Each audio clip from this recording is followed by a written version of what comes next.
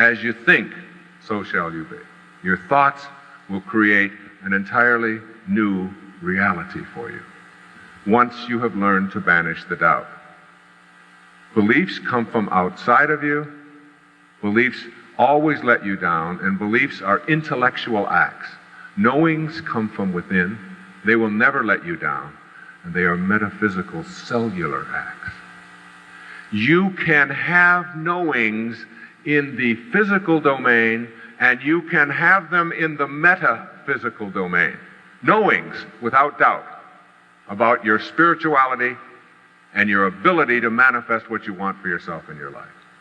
See, remember that even if you're sitting here with doubt this afternoon, there is still a doubter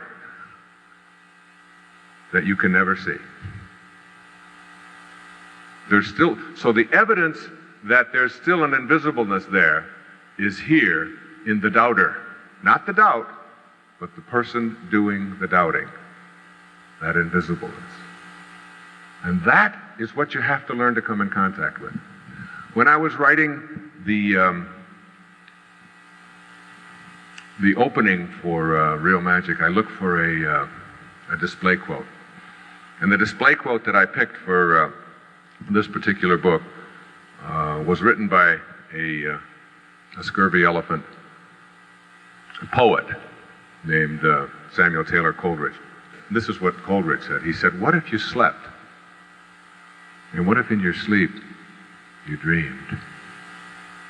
And what if in your dream you went to heaven and there picked a strange and wonderful flower? And what if, when you awoke, you held that flower in your hand? Ah, what then?" I wonder how many of you know that such a thing is impossible, to bring something from dreaming consciousness into waking consciousness.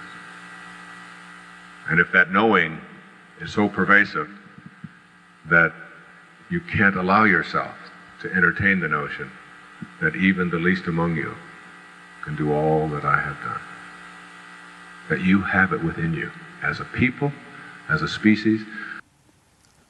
You know, the first book that really impacted me in my life was read to me in the fourth grade. And the book was called The Secret Garden. A book that they made a musical about, they've done a whole play about. But for me, it's like I would walk home from school, from Chester Arthur Elementary School, up Peerless Street to my home, and I would think about a secret garden. That a secret garden is something that we have inside of us. I've written 42 books. They're all about a secret garden, about a secret place inside each and every one of us that allows us to fulfill a destiny that is why we showed up into this world, why we went from the world of the formless into the world of form, why we got past that ego of ours. 2 years later, my stepfather, Bill, who was, always drunk, and with 3 teenage boys now, it was a strange environment. I'll just put it that way.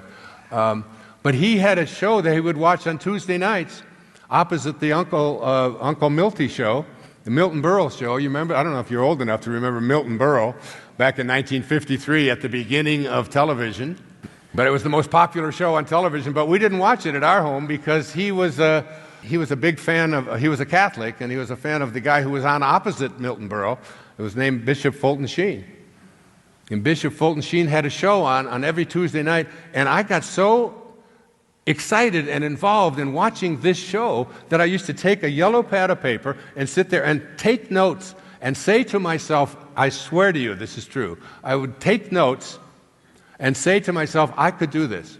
I could talk on television and keep people interested.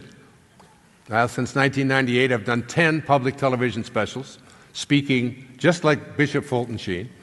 And we've raised $250 million for public television, I'm proud to say.